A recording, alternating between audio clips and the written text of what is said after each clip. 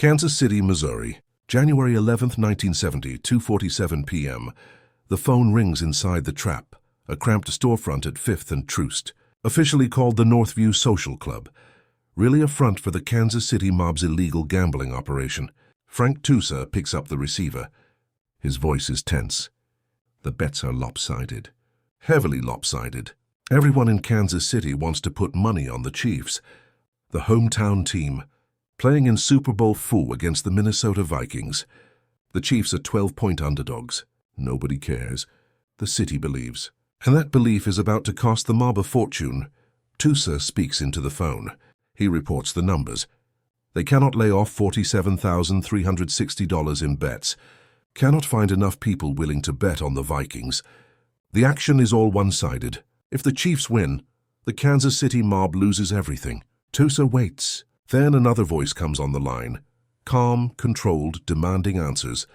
Nicholas Civella, age 57, boss of the Kansas City crime family. The man who runs every racket in the city. Gambling, loan sharking, labor racketeering. Connections to Las Vegas casinos, to the Teamsters Pension Fund, to crime families in Chicago, St. Louis, Cleveland. A man who has avoided prison for decades. A man who never talks on the phone about business, never. But today is different. Today the stakes are too high. Today Nick Civella gets on the phone. And the FBI is listening, 3 blocks away, inside an unmarked surveillance van. FBI Special Agent William Usley sits with headphones on. He is monitoring the wiretap. A court-ordered intercept. Installed 2 weeks earlier. The Bureau had agents pose as telephone company workers. They climbed the pole outside the Trap, spliced into the line, connected the recording equipment. It was a new tool. Wiretaps were authorized under the Omnibus Crime Control Act of 1968. Less than 2 years old. The FBI was still learning how to use them effectively. The tap on the Trap was supposed to capture mid-level gambling operations. Maybe a few soldiers, maybe some evidence of bookmaking. Nobody expected to hear the boss, but there he is. Nick Civella on tape, asking Frank Tusa what is being done about the unbalanced bets. His voice is unmistakable. Usley recognizes it immediately. He has been tracking Civella for years. Surveillance photos, informant reports, grand jury testimony, but never a recording, never direct evidence of criminal activity. Until now. Usley signals the other agents. Lee Flosey, Shea Airy, they gather around the equipment. They listen. Civella is careful. He does not say anything explicitly incriminating. But he does not need to. The context is clear. He is discussing illegal gambling, interstate wagering, a federal crime under the Wire Act, and it is all on tape. Nicholas Civella was born Giuseppe Nicolai Civella on March 19, 1912, Kansas City, Missouri. The North End, an Italian neighborhood. Immigrant families. His parents came from Sicily. They worked low-paying jobs. Nick grew up poor, surrounded by crime. By age 10, he had his first arrest. He dropped out of school. By age 20, he had been arrested for auto theft, illegal gambling, robbery, vagrancy. In 1932, he served 2 months in prison for bootlegging. He was 20 years old. In 1934, Nick married Catherine. They stayed married for almost 50 years. No children. Nick worked his way up through the Kansas City underworld. In the 1940s, he became a Democratic Party precinct worker on the North Side. He built connections, political connections. He met Charles Benaggio, the Kansas City crime boss at the time. Benaggio saw potential in Nick, brought him deeper into the organization, gave him responsibilities, gambling operations, collections, enforcement. By 1950, Nick Civella was identified as a major figure in organized crime. The U.S. Senate held hearings. The KCUR Committee, investigating the Mafia. Nick was called to testify. He refused to answer questions. Took the Fifth Amendment. Walked out. No charges. But the spotlight was on him. Law enforcement knew who he was, what he controlled. They just could not prove it. In 1957, Nick attended the Appalachian meeting, upstate New York, a summit of American Mafia bosses. Police raided the gathering, arrested dozens of mobsters. Nick was among them. No charges stuck, but his presence confirmed his status. He was not just a Kansas City boss. He was connected nationally. Recognized by the Commission, the ruling body of the American Mafia, Kansas City remained a satellite of the Chicago outfit. But Nick Civella ran his own operation, and he ran it tightly. The Kansas City mob made most of its money from gambling, bookmaking, sports betting, horse racing, dice games, card games. They did not gamble their own money. They acted as the house, the bank. They took bets from both sides, balanced the action, charged a 10% fee on losing bets. The vigorish, the vig. As long as the bets were balanced, the mob always made money. No risk, pure profit. It was a system that worked for decades, but it required balance, 50% on one side, 50% on the other. When the action became lopsided, the mob had to find someone to take the other side. They had to lay off the excess bets, send them to bookies in other cities, other states. Keep the balance. Keep the profit. Super Bowl IV destroyed that balance. The Kansas City Chiefs were playing. The hometown team. The entire city wanted to bet on them. The mob could not find enough people willing to bet on the Vikings. The line was Chiefs minus 12, meaning the Chiefs had to win by more than 12 points for a Chiefs bet to pay. The odds makers thought the Vikings would win easily. But Kansas City did not care about the odds. They believed in their team, and they put their money where their belief was. By the afternoon of January 11, 1970, the Kansas City mob was drowning in one-sided action. $47,360 they could not cover. If the Chiefs won, the mob lost that entire amount, plus the vig they would owe to the bettors. It was a disaster. Frank Tusa was the man responsible for managing the bets. A soldier in the Civella organization, he worked out of the trap, took calls, recorded wages, tried to balance the action. By game day, he knew they were in trouble. Size reported the situation up the chain, to his superiors, to the capos, eventually to Nick Civella himself. And that is when Nick made his mistake. He picked up the phone. He called the trap. He asked what was being done, and the FBI recorded every word. William Usley had been with the FBI since 1960.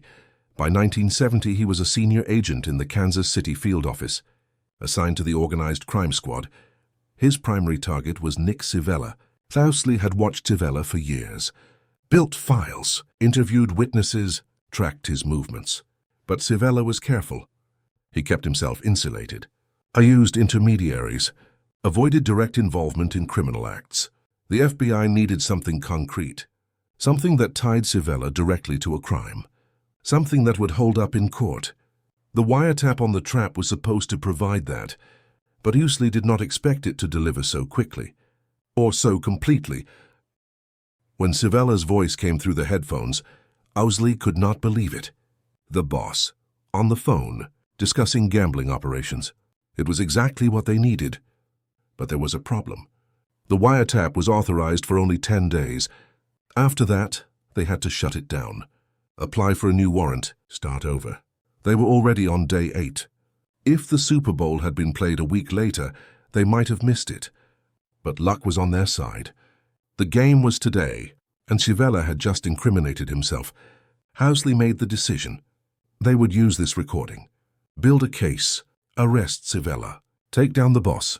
Super Bowl IV kicked off at 2:05 p.m. Central Time, Tulane Stadium, New Orleans, Louisiana.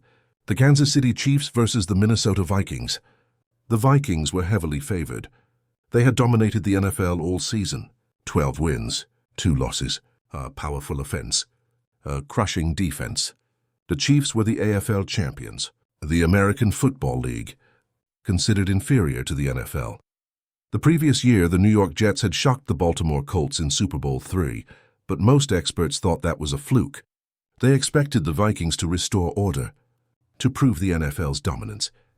The point spread reflected that belief. Vikings by 12, but the Chiefs had other plans. Quarterback Len Dawson led the offense. A calm, precise passer. The defense was physical, aggressive, they hit hard. By halftime, the Chiefs led 16-7. The Vikings could not stop them. In the second half, Kansas City pulled away. Final score, Chiefs 23, Vikings 7, an upset. A statement. The AFL had arrived, and back in Kansas City, the mob was drowning.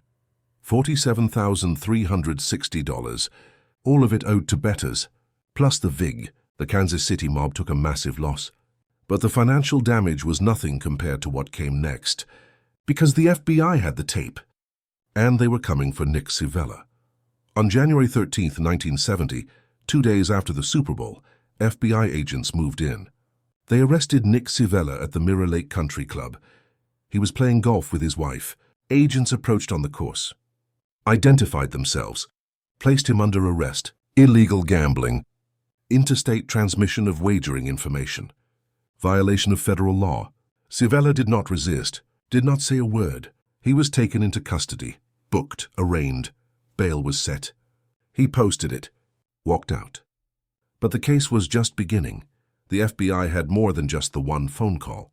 They had weeks of recordings from the trap, hours of conversations, bets being placed, money being discussed, operations being coordinated, and they had Civella's voice on tape, asking about the unbalanced bets. It was not a smoking gun, but it was enough. The prosecutors believed they could make the case, tie Civella directly to the gambling operation, prove he was in charge, send him to prison. The legal process moved slowly. Motions, hearings, delays. Civella's lawyers fought every step. They challenged the wiretap, argued it was illegal, violated his rights. The judge disagreed. The wiretap was properly authorized. The evidence was admissible. The case moved forward. Years passed. Civella remained free on bail. He continued running the organization. But the pressure was building. The FBI was not backing off. They were building more cases, targeting other members of the family. The net was tightening. In 1977, 7 years after the Super Bowl wiretap, Nicholas Civella went to trial. Federal court, Kansas City. The charge was conducting an illegal gambling business. The evidence was the recorded phone call, the wiretap from the trap, Civella's voice asking Frank Tusa about the $47,000 in unbalanced bets.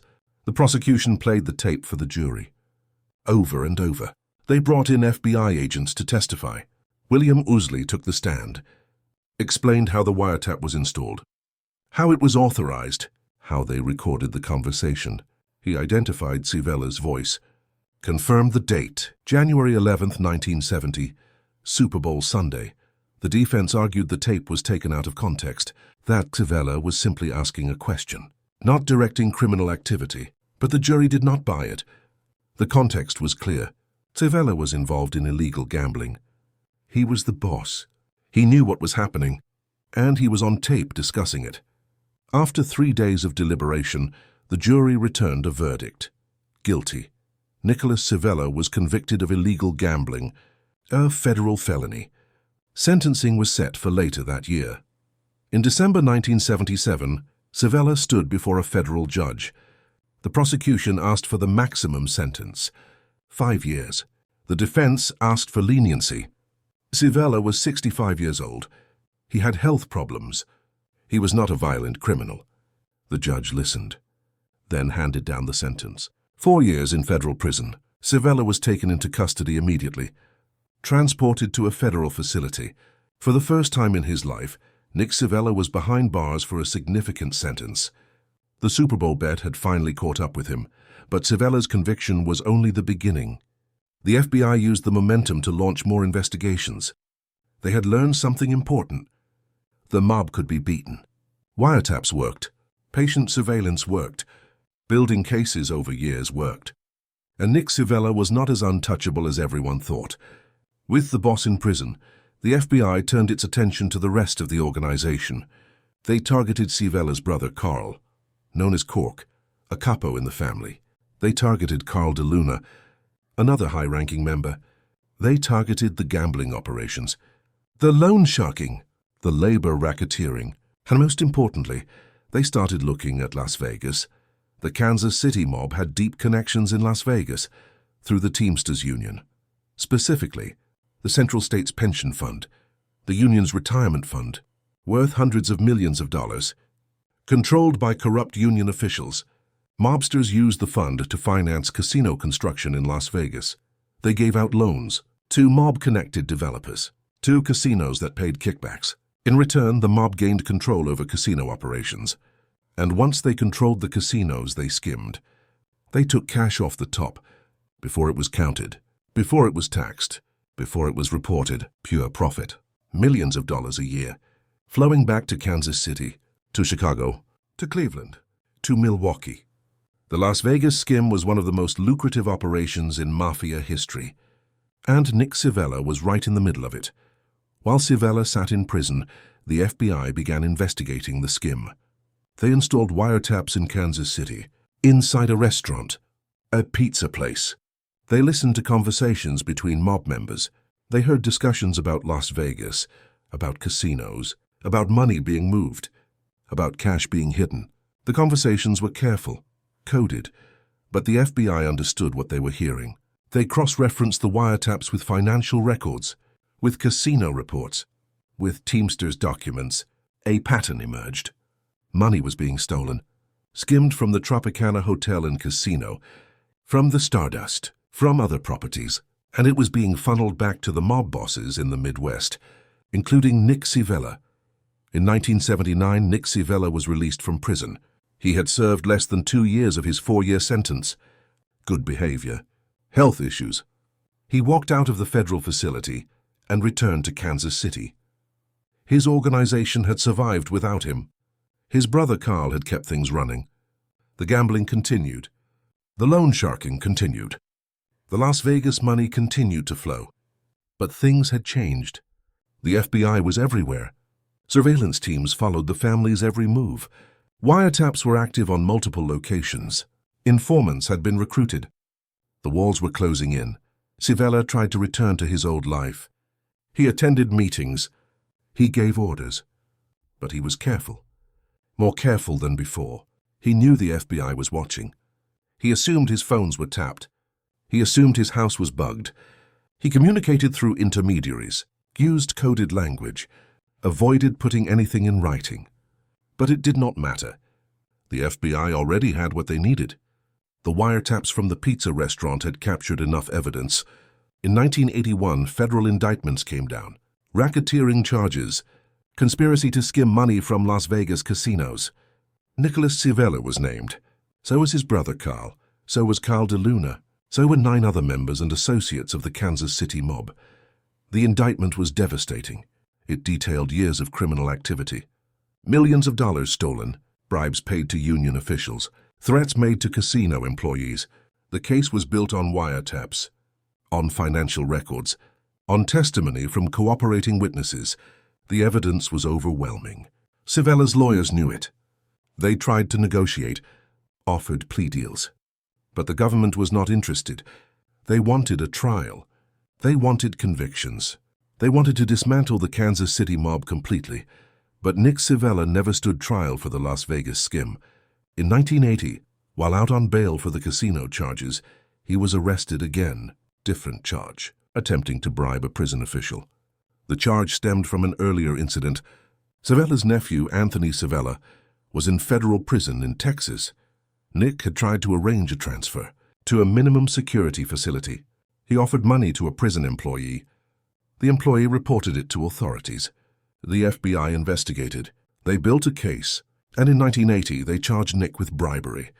He was convicted, sentenced to additional prison time, sent back to federal custody. This time his health was failing, lung cancer. Diagnosed in 1981, he was transferred to the Federal Medical Center in Springfield, Missouri, a prison hospital. His condition worsened. He lost weight. He struggled to breathe.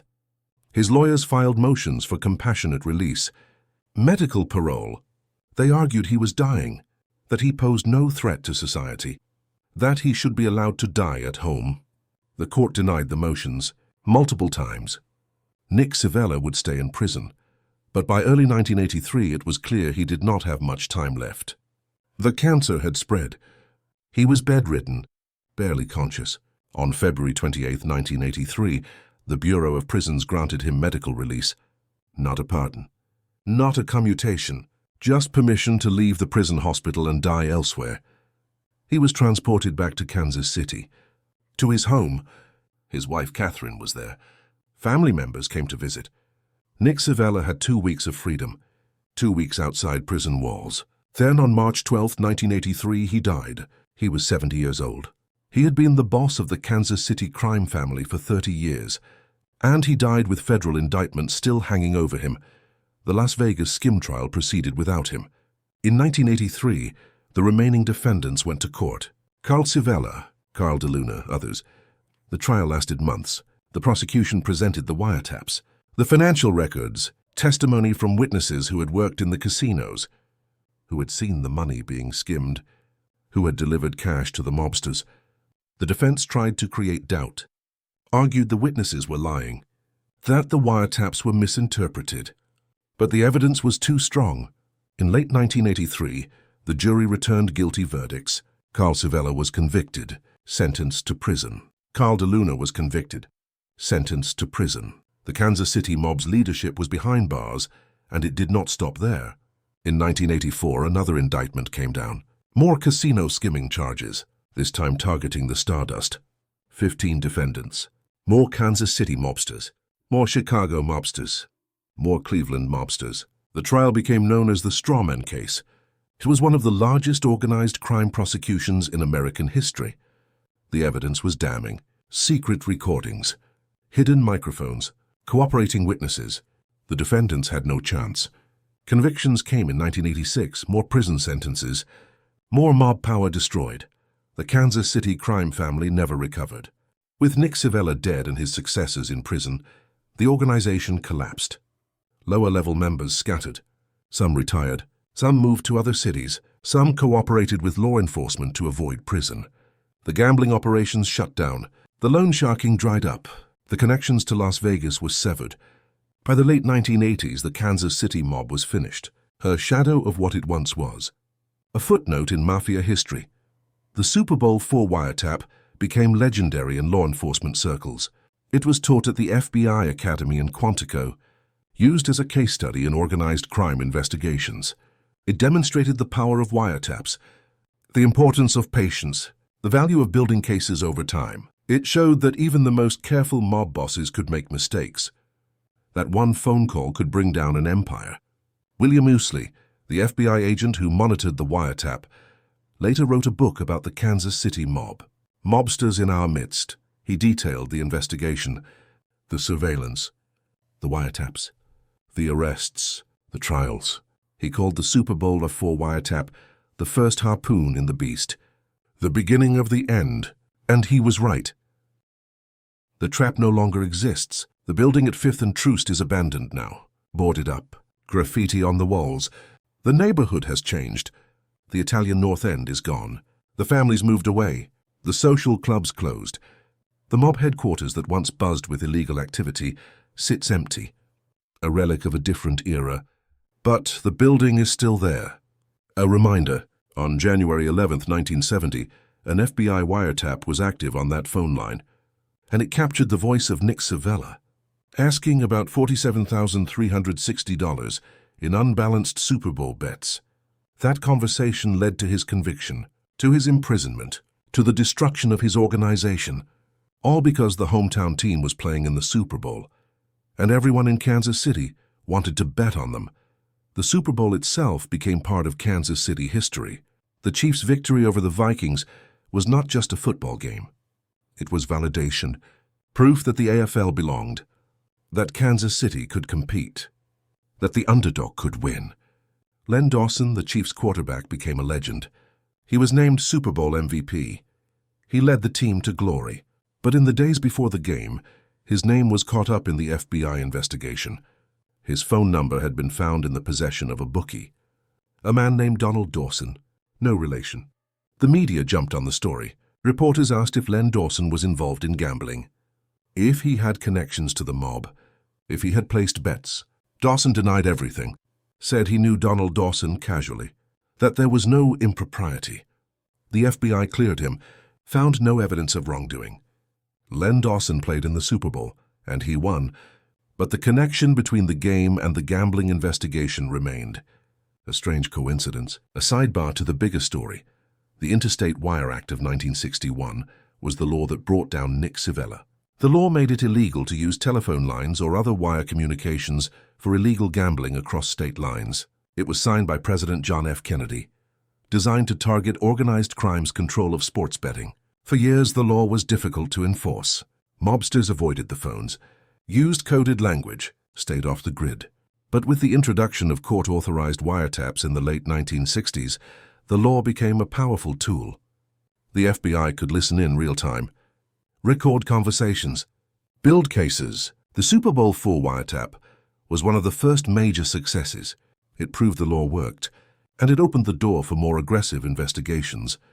After Civella's conviction, the FBI expanded its use of wiretaps. They installed them in mob social clubs, in restaurants, in private homes.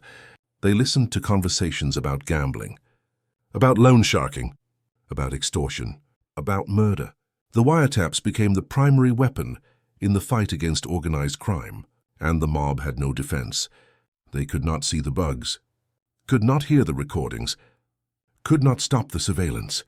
By the 1980s, wiretaps had helped convict hundreds of mobsters across the country, bosses in New York, in Chicago, in Philadelphia, in Detroit.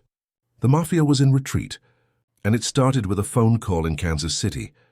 On Super Bowl Sunday, in 1970, the Las Vegas casino skimming operation was one of the most sophisticated criminal enterprises in American history. It began in the 1950s, when mobsters realized they could use the Teamsters Pension Fund to finance casino construction. The fund had hundreds of millions of dollars, money from truck drivers, from warehouse workers, from delivery men, or paying into a retirement system. The fund was supposed to invest the money safely, in bonds, in real estate, in legitimate businesses. But corrupt union officials saw an opportunity. They gave loans to mob-connected developers. To casinos in Las Vegas, the loans came with conditions. The mob would have hidden ownership. They would control casino operations. They would skim cash from the counting rooms, and they would pay the union officials kickbacks. It was a perfect system, legal on the surface, criminal underneath. Nick Civella was introduced to the scheme in the 1960s through his connections to Roy Lee Williams, a Teamsters official, a man who would later become president of the union. Williams was corrupt, controlled by the mob. He approved loans for casinos that the Kansas City mob wanted to infiltrate. The Tropicana, the Stardust, others. Once the loans were approved, the mob installed their people inside the casinos, managers, supervisors, accountants. These people had one job: skim the money. Every night, before the casino's daily revenue was officially counted, they took cash, hundreds of thousands of dollars. They hid it, smuggled it out, delivered it to mob couriers. The couriers brought the money back to Kansas City, to Chicago, to Cleveland. The bosses divided it up. Millions of dollars a year, tax-free, invisible. The operation ran for more than 20 years. From the early 1960s to the early 1980s, it generated an estimated $200 million for the mob, maybe more. The exact amount was never determined, because the money was never counted, never reported, never traced. It was the perfect crime, until the FBI figured it out. The FBI's investigation into the Las Vegas skim began with the wiretap inside a Kansas City pizza restaurant, Villa Capri, a mob hangout. In the late 1970s, agents installed a hidden microphone in the dining room. They listened to conversations between mob members.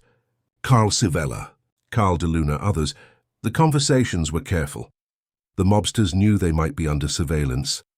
They used vague language, talked in generalities, but over time patterns emerged. References to Las Vegas, to casinos, to money being moved, to cash being delivered. The FBI pieced it together. They realized the mob was skimming. They brought in financial analysts. They reviewed Teamsters' loan records.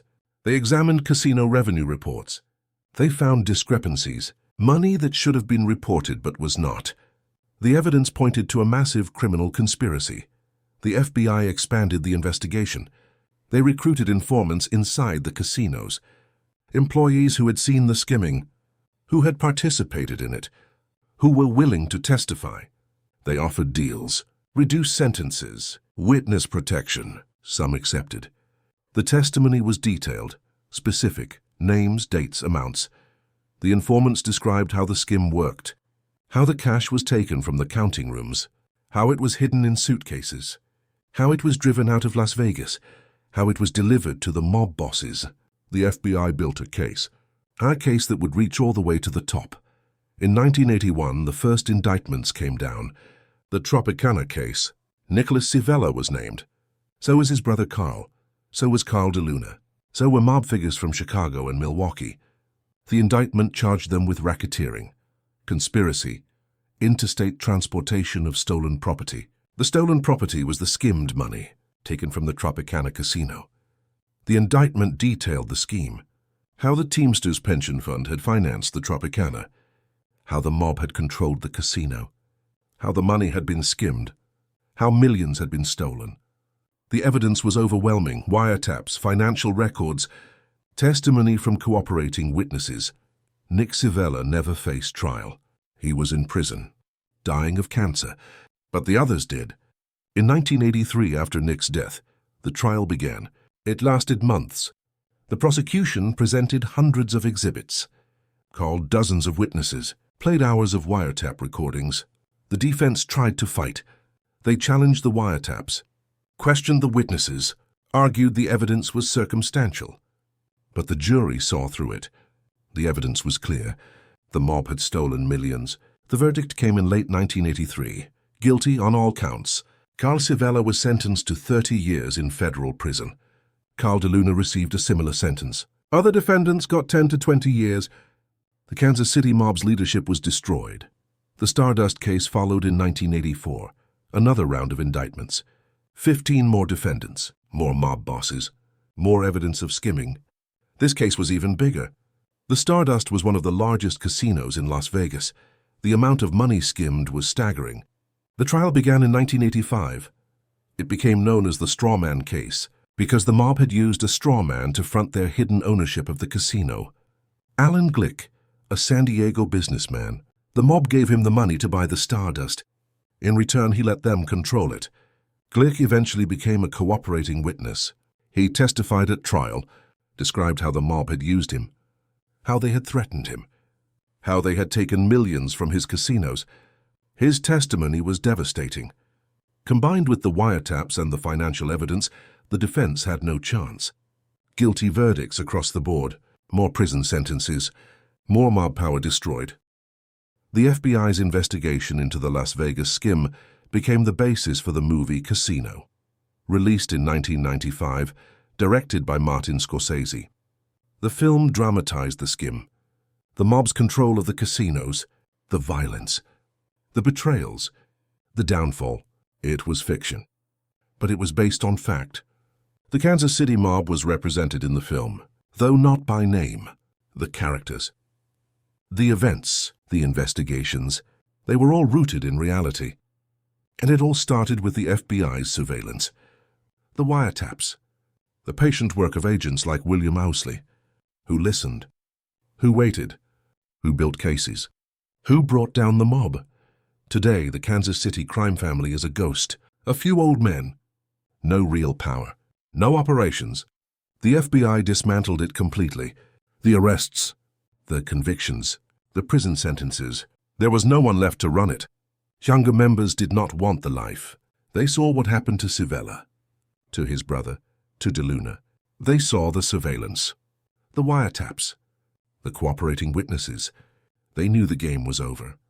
Some left Kansas City. Some went straight. Some were arrested on other charges.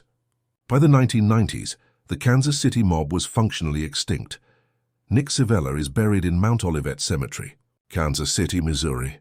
A simple headstone. His wife Catherine is buried next to him. She died in 1990. There are no crowds at his grave, no flowers, no tributes.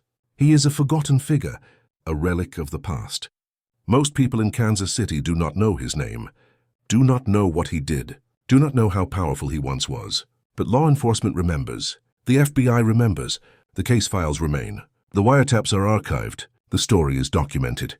Nicholas Civella, boss of the Kansas City crime family, brought down by a phone call on Super Bowl Sunday, January 11, 1970. The phone rings inside the trap. Frank Tusa picks up, reports the numbers.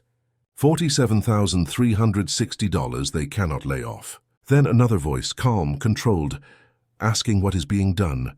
Nick Civella. On the line. The FBI is listening. The tape is rolling. And the beginning of the end has arrived.